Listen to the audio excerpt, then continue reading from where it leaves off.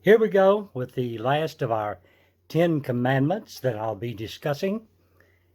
And in the next session on the 27th, we'll go over a review of what we have learned so far. Now remember, I skipped number 6 and told you I was doing that for a reason, because it is probably the most controversial of the 10 commandments. And it certainly has been the subject of a lot of religious debates over the years. Now, let me make it clear that I don't intend to resolve those conflicts.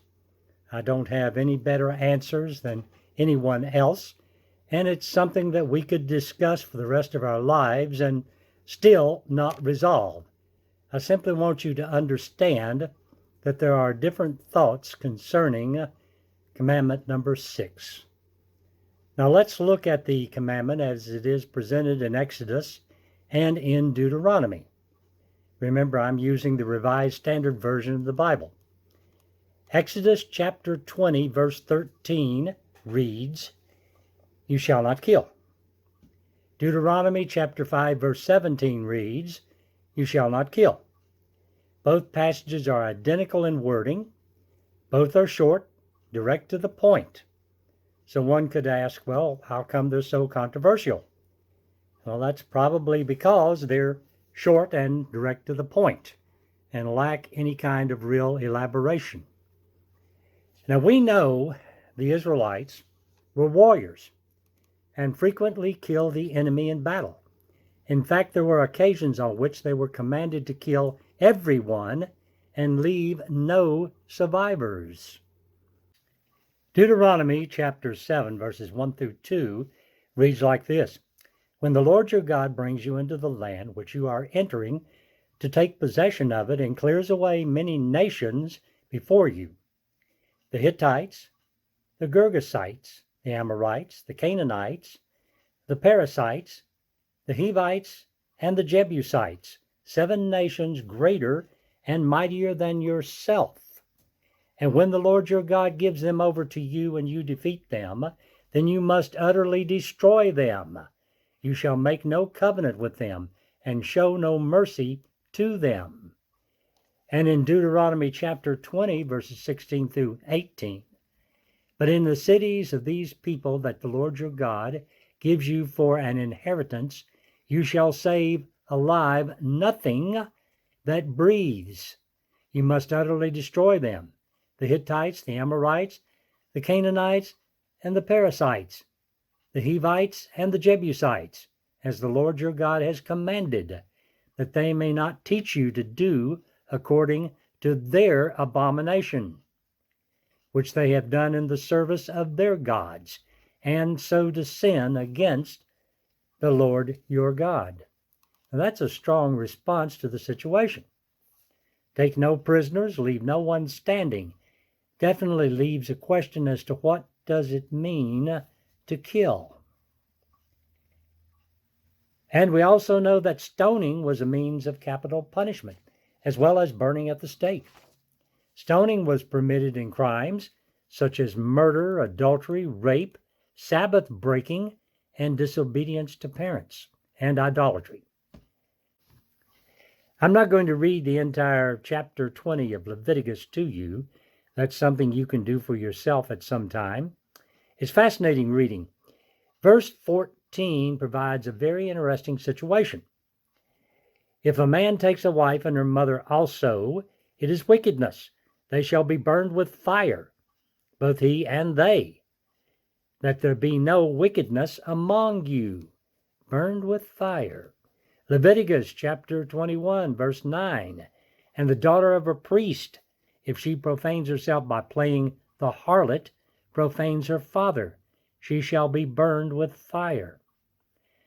Death by fire is also mentioned in Genesis chapter 38.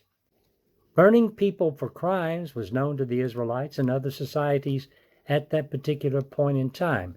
So the bottom line is this: if capital punishment was legal, and if eliminating a complete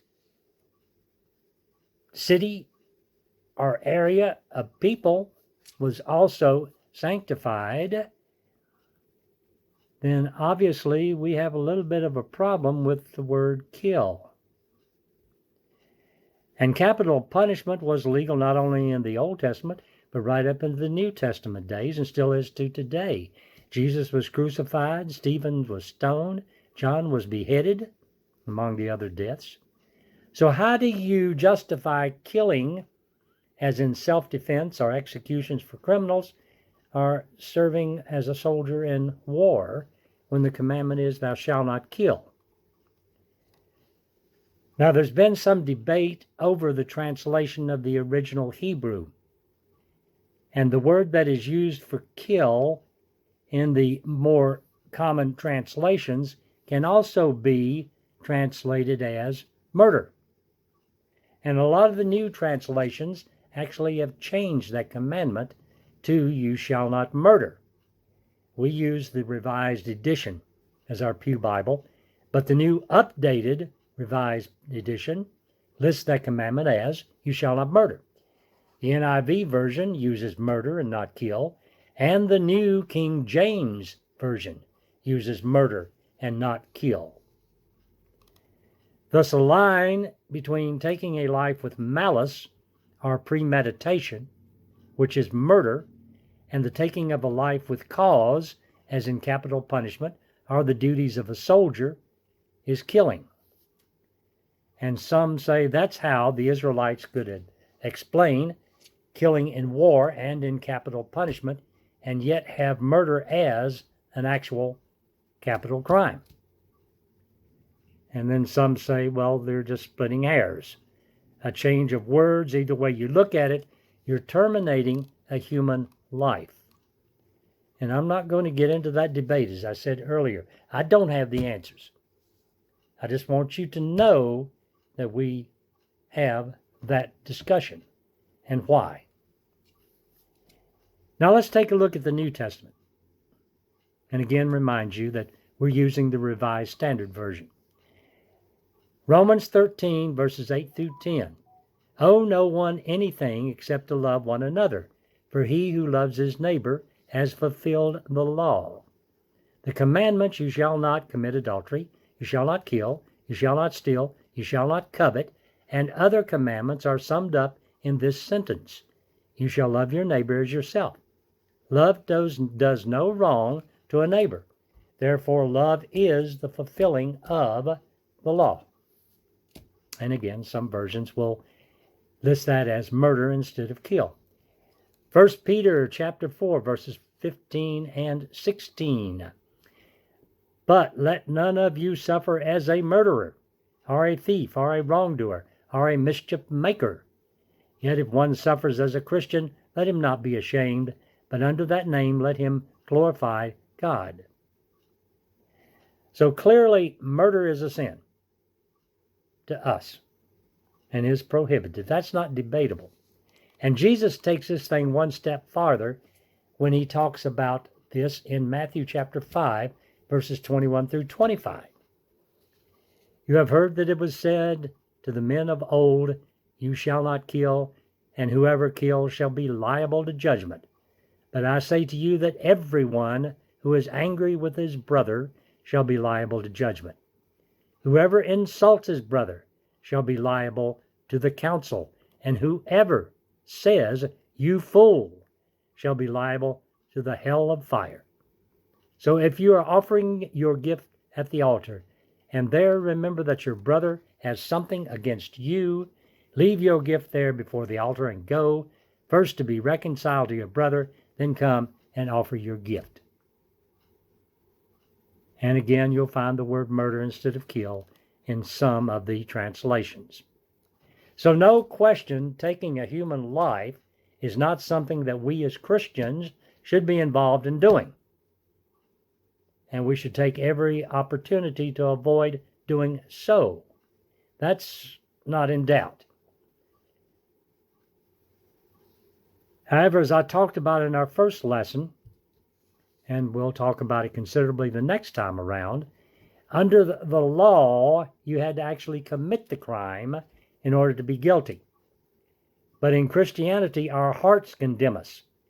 If you conceive of doing wrong within your heart, then you're as guilty as if you had actually done it. And while I'm here, I'll give you a few more scriptures you can read on your own that are found in the New Testament. Romans chapter 1, verse 18, and then skip down to 29 through 32.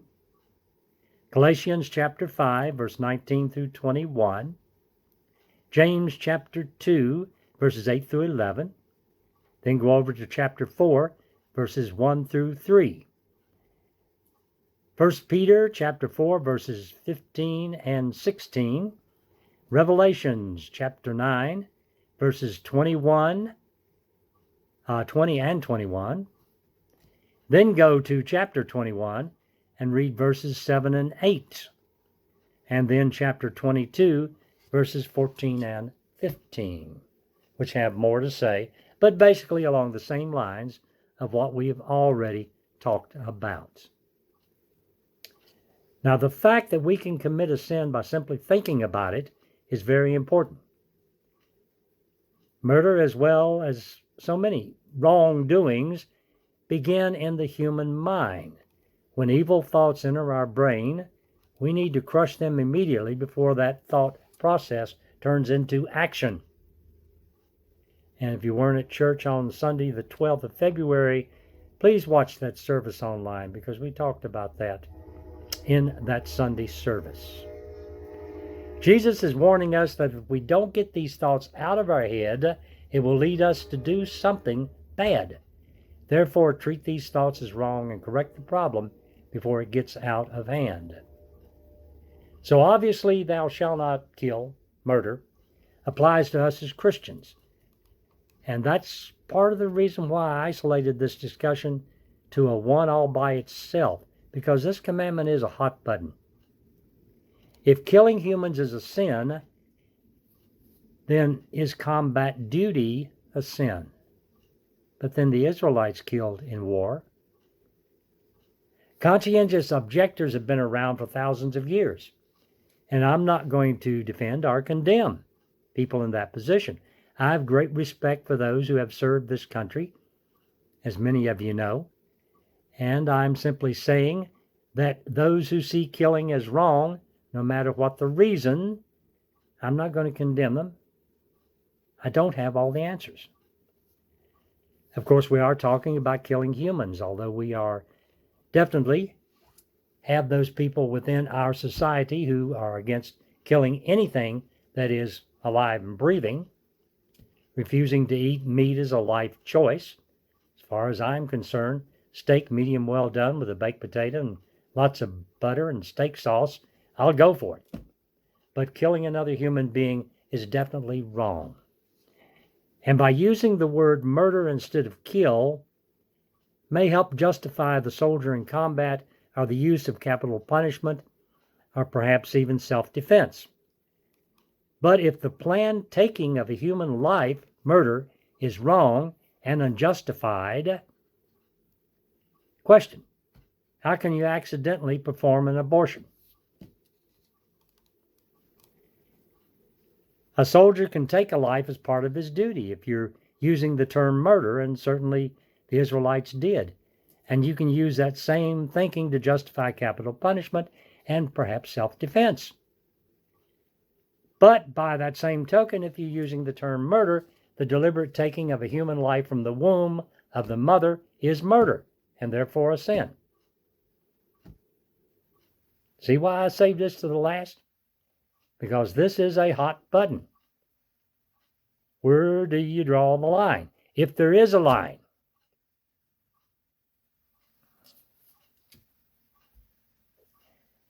So obviously we didn't resolve this issue. I just wanted you to be aware of why this one particular commandment is as controversial as it is.